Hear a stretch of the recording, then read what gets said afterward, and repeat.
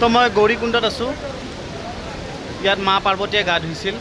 পানীটো কমপ্লিট গৰম আৰু ফাৰ্ষ্ট ষ্টেপ এইটো। মই এতিয়া উঠি যাম তাতে ফাৰ্ষ্ট ষ্টেপ ইয়াত পাৰ্বতী গা ধোৱা যিটো গৌৰীকুণ্ড আছে, গৰম পানীৰ সোঁত আছে, তাতে অকণমান সেৱা কৰি যাম আৰু ভৰি হাত মুখ হাত ধুই যাম। গৰম পানীৰ অকণমান মই হেৰি লৈ যাম। ও প্ৰভু তুমি করুণার সাগর, দেখা দিয়া প্রভু তুমি নিজা রূপ ধরি, করিছু মিনতি প্রভু আমি মূর্খমতি, করিছু মিনতি প্রভু আমি মূর্খমতি।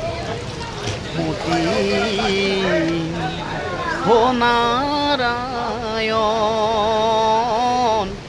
তুমি হে নারায়ণ, অগতির গতি তুমি নারায়ণ।